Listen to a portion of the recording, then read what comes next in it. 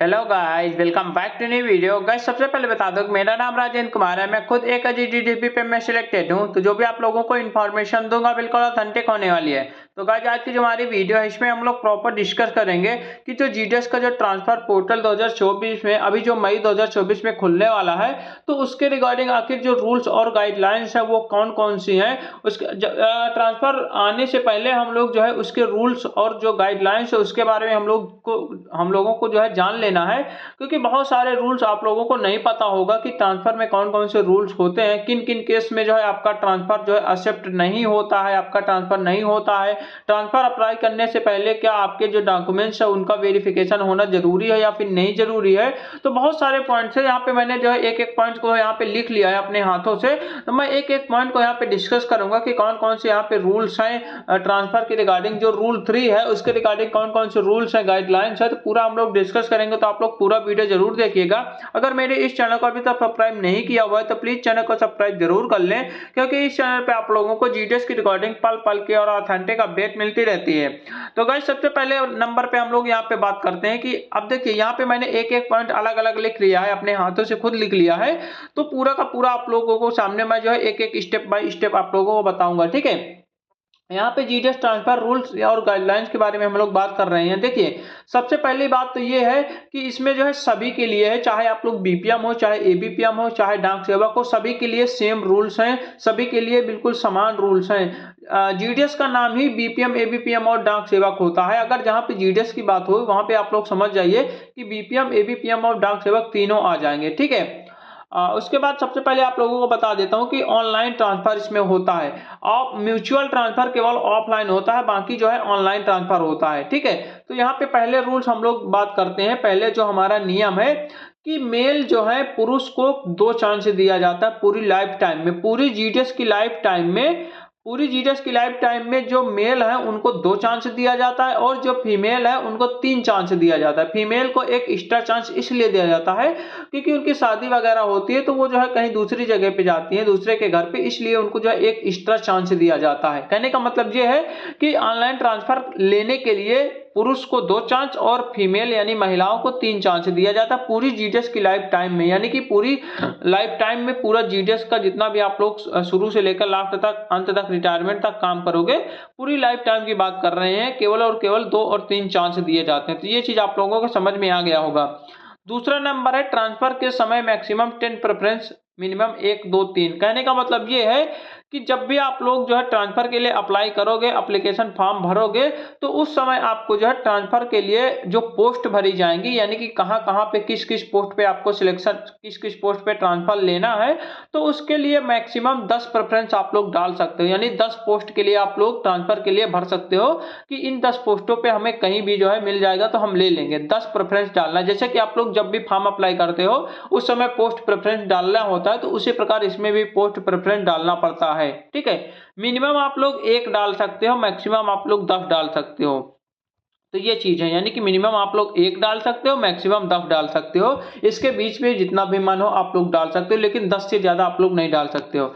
उसके बाद अगला है हमारा कि ट्रांसफर मिलने पर चाहे आप रिजेक्ट करो या फिर एक्सेप्ट करो, बट अगर आपने ट्रांसफर के लिए अप्लाई किया तो एक चांस खत्म। कहने का मतलब ये है कि जब भी आप लोग ट्रांसफर के लिए अप्लाई करते हो और आप मान लो 10 प्रेफरेंस डाले हो, 10 में से कोई एक आपको मिल जा रहा है, ठीक है, 10 में से कोई एक अगर आपको मिल जा रहा है, अगर फिर आप अगर चाहते हो कि हम उस जगह पे नहीं जाना चाहते हो, मनपसंद नहीं है, तब आपका एक चांस खत्म माना जाएगा। ये चीज जान लीजिएगा। अगर मान लो कि आप लोगों ने 10 पोस्ट के लिए अप्लाई किया, 10 में से कोई भी पोस्ट आपको नहीं मिली है, आपका नाम ट्रांसफर लिस्ट में नहीं आया है, तब आपका चांस काउंट नहीं होगा, यानी आपका चांस खत्म नहीं होगा, वो चांस आपका बना रहेगा। लेकिन अगर अगर आप लोगों ने ट्रांसफर भरते समय अगर मान लो 10 प्रेफरेंस डाला है, उसमें से किसी एक पर आपका सिलेक्शन हो गया है, ट्रांसफर लिस्ट में नाम आ गया है, और आपने खुद से आप ट्रांसफर नहीं लेना चाहते हो, तब आपका एक चांस खत्म हो जाएगा। तो ये चीज आपको समझ में आ गया होगा। उसके बाद तीसरा नंबर पे हम लोग चलेंगे कि हर 3 मंथ में ऑनलाइन ट्रांसफर पोर्टल ओपन होता है। ये लाइन आप लोग काट दीजिएगा, क्योंकि इस समय 2024 में यहाँ पे कुछ ना कुछ चेंजमेंट होने जा रहा है, क्योंकि आपको पता है कि मार्च 2024 में ट्रांसफर पोर्टल ओपन होना था, लेकिन नहीं हुआ है। डिपार्टमेंट यहाँ पे कुछ चेंजमेंट करने जा रहा है।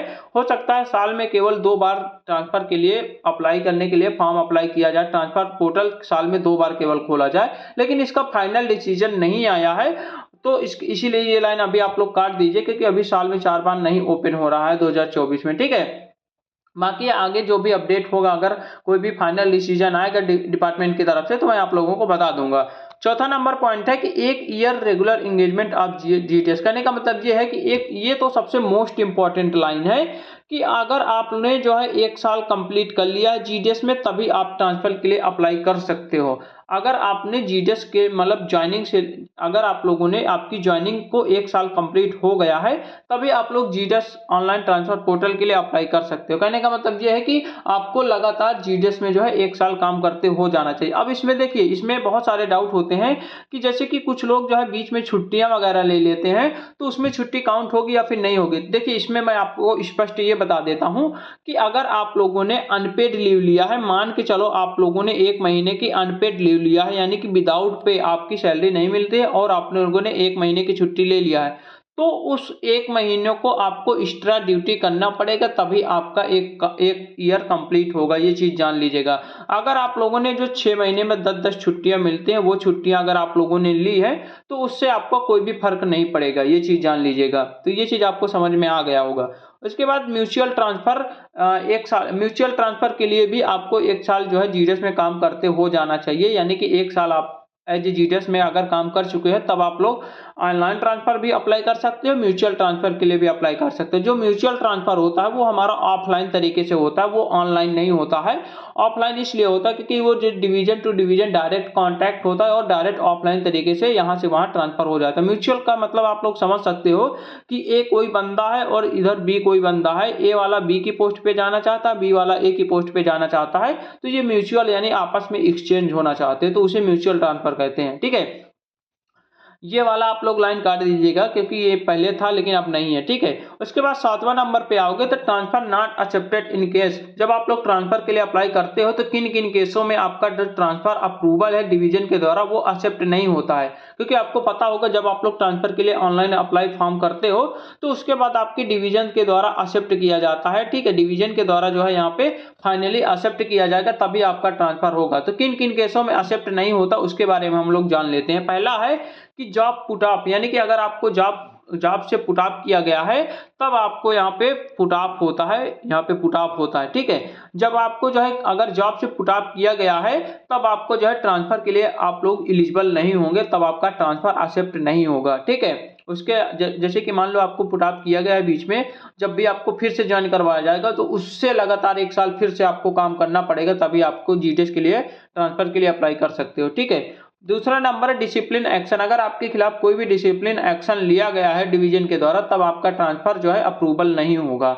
अगला है पुलिस केस या फिर कोर्ट केस। कोई भी अगर आपके नाम पे पुलिस केस हो गया है, कोई भी कोर्ट केस हो गया है फ्रॉड में, तब आपका ट्रांसफर नहीं होगा। ये चीज जान लीजिएगा। तो ये केस थे, तो इसको मैंने बता दिया। 8वां नंबर है, अगर एक जगह से दूसरे जगह में ट्रांसफर ले लेते हो, तो आपका पहले का 1 ईयर काउंट होगा प्रमोशन के लिए, और सैलरी में इंक्रीमेंट होगा। हाँ, यहाँ पे एक चीज ये है कि अगर मान लो कि आप लोगों ने एक जगह से दूसरे जगह ट्रांसफर लेते हो, अगर आपका ट्रांसफर हो जाता है 1 साल में, तो आपके जो प्रमोशन में है और आपकी सैलरी इंक्रीमेंट में कोई भी फर्क नहीं पड़ेगा। यानी कि आपका प्रमोशन के लिए भी 1 साल गिना जाएगा, और सैलरी इंक्रीमेंट के लिए भी 1 साल गिना जाएगा, और तो आपकी 3% इंक्रीमेंट लग जाएगा, उसमें कोई दिक्कत नहीं है, ठीक है।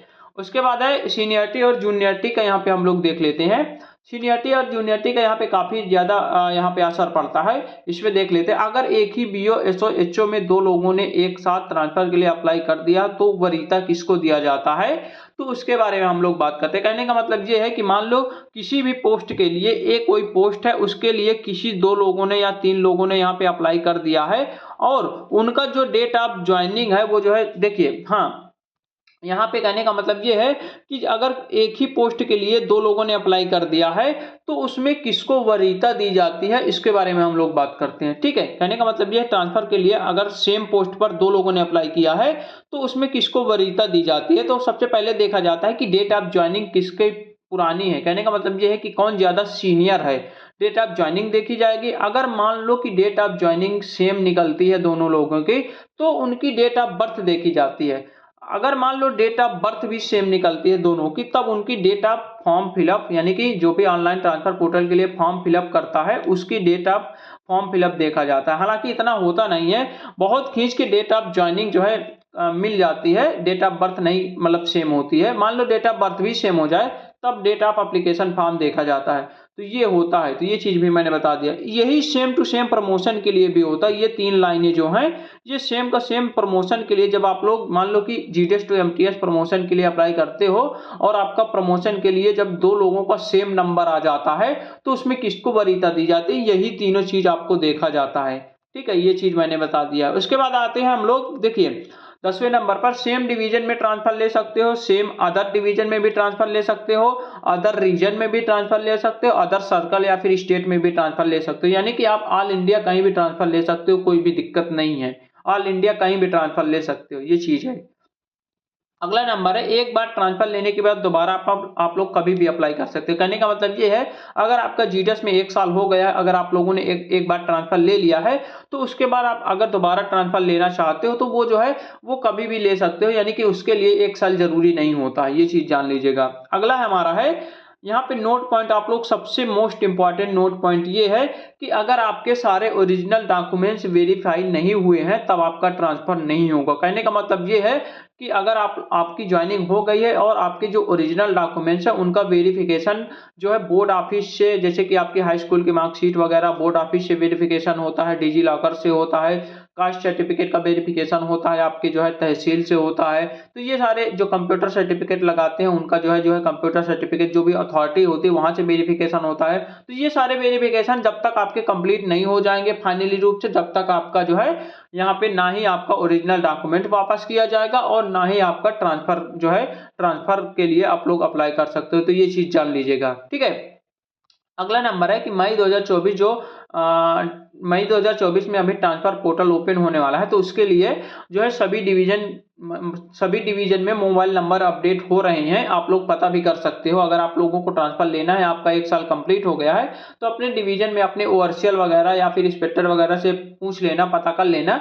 तो अपना जो है मोबाइल नंबर और पासवर्ड जो यानी कि आपकी CSI ID में मोबाइल नंबर और पासवर्ड बनाने का एक ऑप्शन खुलेगा, तो उसके लिए वो डिवीजन से जो है अपडेट होता है, तो उसको अपडेट का काम शुरू हो गया है और वैकेंसी कैप्चरिंग का काम शुरू है। तो मई 2024 में बहुत जल्द आपका ट्रांसफर पोर्टल ओपन होने वाला है। लगभग मान के चलिए यहाँ पे देखिए 11 मई को यहाँ पे बात की जा रही थी, लेकिन 11 मई को ओपन नहीं होगा। वही मान के चलिए कि आपका जो है 20 मई के बाद मान के चलिए 25 मई के आसपास आपका ट्रांसफर पोर्टल ओपन होगा, क्योंकि थोड़ा सा लेट हो गया है टेक्निकल इशू की वजह से। जो वैकेंसी डाटा कैप्चरिंग का जो काम है वो जो है थोड़ा सा लेट हो गया है। तो यहाँ पे लास्ट मई तक आपका जो है ट्रांसफर पोर्टल जो है ओपन हो जाएगा, कोई दिक्कत नहीं है। तो ये सारे पॉइंट्स थे, तो मैंने सारे पॉइंट्स आप लोगों को A to Z मैंने बता दिया, डिटेल से बताने की कोशिश की है। वीडियो थोड़ा सा लंबा हो गया लेकिन आपको जो पूरा स्टेप बाय स्टेप मैंने एक एक पॉइंट आप लोगों को समझा दिया है। फिर भी कोई भी पॉइंट अगर छूट जाता तो आप लोग कमेंट बॉक्स में जरूर पूछ लेना, मैं अगली वीडियो में उसको कवर कर दूंगा। ठीक है, तो चलिए ठीक है, मिलते हैं एक नई वीडियो के साथ, तब तक के लिए बाय बाय, टेक केयर।